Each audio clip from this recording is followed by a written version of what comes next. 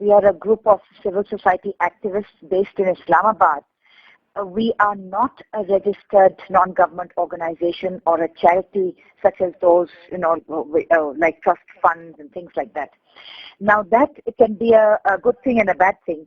The positive aspect of not being a registered NGO or charity is that people who know us personally, there is no trust deficit here. And bad thing is that those who are abroad need a bank account number to send checks to. It's not just cash or donations of medicines or food or stuff like that.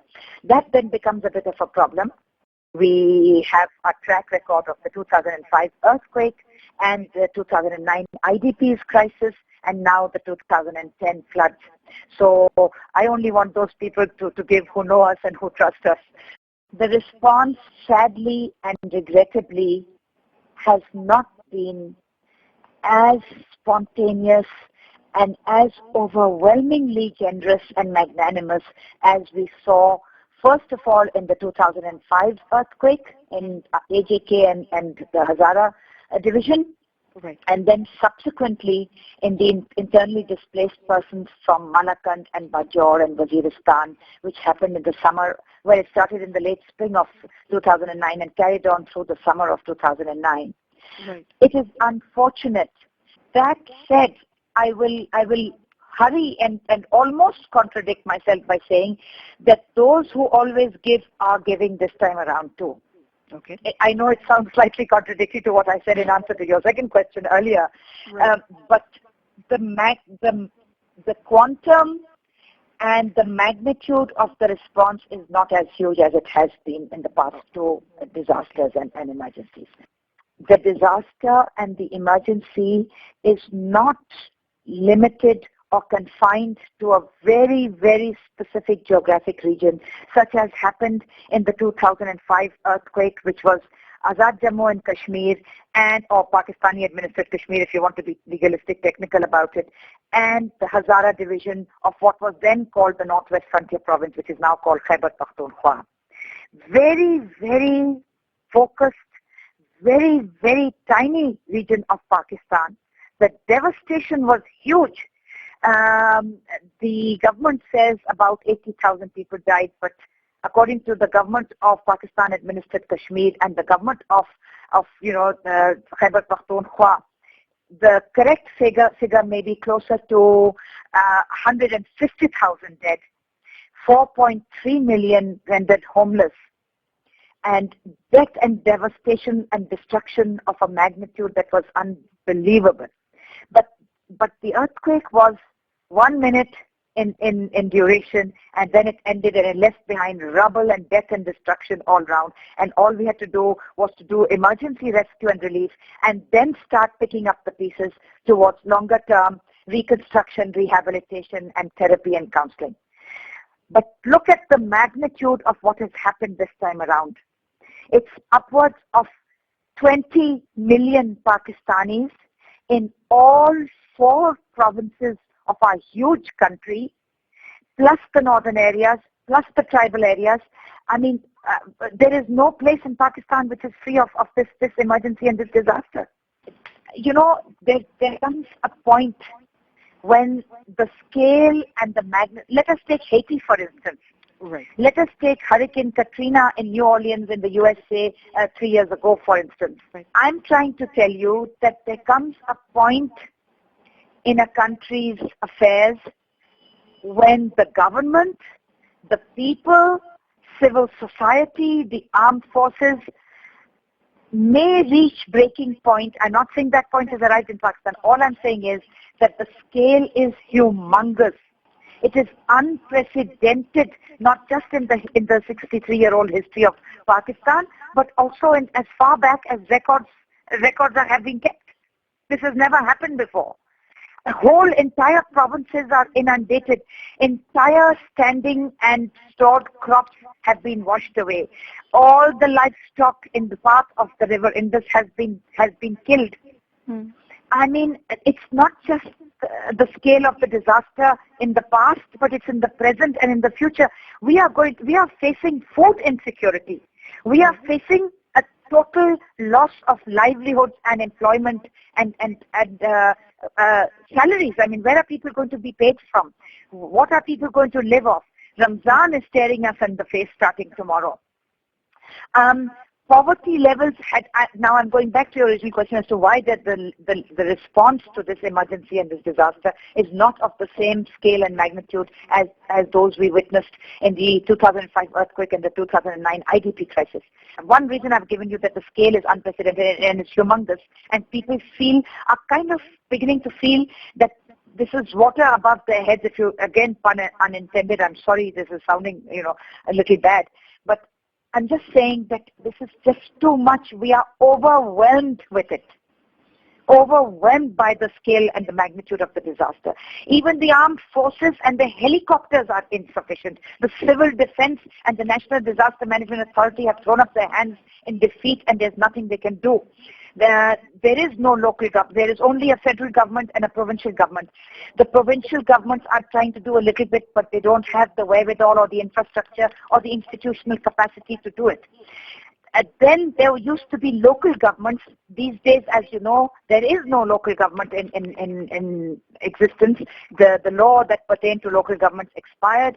The current government has not reactivated it or reinstituted it, and therefore we have no local government. Now I want to come to the role of the army. The army is called in whenever there is this huge disaster or an emergency, as it was this time. But even so, we noted that neither were there sufficient helicopters for rescue, nor were there sufficient boats. If it's a flood, you need boats. If it's an airline disaster, you need helicopters to get people from, for example, the Air Blue disaster in the Margala Mountains. But if it's a flood, then the streets are flooded, the towns are flooded, the rural areas of the villages are flooded. You need boats. We don't have sufficient boats and of the kind that are required to save people's lives. Okay, another factor that I want to bring in now is the poverty factor. Did you know that poverty is not even 40%, it is now running closer to all in the international agencies are agreed, the World Bank, the Asian Development Bank, the UN agencies, even the government is slowly coming around to the way of thinking of the international donor agencies and the creditor agencies, saying that poverty, absolute poverty has crossed the 40% mark, and under $2 a day poverty has crossed the 75% mark. And on top of that, there is the feminization of poverty, which means that there are more women who are poor than are men. And in Pakistan, the ratio is 3-to-1, which means that for every one poor Pakistani man, you will find 3 poor Pakistani women living in absolute poverty. So because the middle class is shrinking, the rich are getting richer, and the less said about them, the better. I will again confine myself to talking about the poor and the middle class. The rich, how many of the rich have given? How many names do we read during the earthquake? We used to read names in the newspapers. So and so is giving so many crore rupees. So and so is given so many hundreds of millions of rupees or dollars or whatever it is currency that they're dealing with. But now we're not getting that this time around in this emergency. The middle class is shrinking because poverty is rising. The poor are rising. So who's going to give? Philanthropy is done traditionally by the middle class, not by the rich class, not by the poor class who are struggling to survive. The middle class used to be the biggest giving class, charity class, the philanthropy class, and we are shrinking. I can barely afford to pay my utility bills. How am I going to donate monies and goods for flood victims? Why are you focusing on the on providing relief to the area that you are? It's Swat and beyond. It's Malakand division. I will give you 2 very concrete reasons as to why my little group is focusing on Swat. One, nobody has reached there. All the television camera crews that you are seeing, all the media, all the government publicity and the channels, all the non-government organizations, the philanthropists, the EDs of this world, the charities of this world, everybody is focusing on the main roads. So the GT road, the motorway, the Indus highway, the national highway, the Turbat highway, the Balochistan highway, wherever there are roads is where the people are going. And we have been getting SOS calls from our friends and our acquaintances and our contacts in Swat and beyond, Kalam and Bahrain and all the higher up the mountain from Swat, from Mingora and Sedu Sharif, and across mountain ranges also, beyond Sedu Sharif and Mingora. We've been getting SOS calls, and many a time even the telephones were not working, so they would send messengers on foot who would then come down to Dargai and Madan and Chashadda and Takpai and make phone calls, to us in Islamabad, and some of our friends who are coordinating with us from Peshawar, saying that we are the forgotten of this crisis. We are the lost souls who have been forgotten by everyone. This is where the IDPs came from, and they are the ones who have been worst hit. They were the ones who suffered in the first phase of this flood disaster that struck on the 28th of July 2010. And they are still waiting for any succor to reach them. And so our little group decided, we are small in numbers, our aid and assistance is very little in quantum, and we have great difficulties in our logistics and how to get stuff across to them, whether money or whether donations in kind such as medicines and foodstuffs and bedding, etc., and clothes. We still decided that we will go where nobody has gone and where it is absolutely crucial and vitally required. Another reason we're doing this is that we are based in Islamabad. Some of us are Pashto speaking, some of us are non-Pashto speaking. But we want to stand in solidarity with our Pashto speaking sisters and brothers and little children of Malakand and Swat and beyond.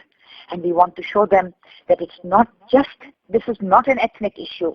Let us not play politics with disasters and emergencies. We are Pakistani, you are Pakistani. I am a human being, you are a human being in distress, and I am a human being, able-bodied human being who can do something for your distress. Let me not be found wanting. Transportation costs are horrifically high. And this is a sad reflection on the humanity of essential services in the private sector. The government doesn't have trucking operations other than the NLC, which it uses for up and down country rather than, in these short hauls from Islamabad to Dargai or Madan. Obviously, we can't use army logistics and stuff like that, so we have to rely on private sector truckers and transporters. And they are minting money. They are absolutely taking undue advantage of the sad situation, as we saw in the earthquake of 2005 and the IDPs. We've seen this. This is a recurrent pattern, and we are used to it. Even foodstuffs. The price of foodstuffs has gone up. The price of plastic cans has gone up. But I want to end this on a positive note. And I want to thank you and your group of friends and colleagues who are being so good and with their time and their funding and their contributions. All of you deserve a big round of applause and a thumping thank you from all of us.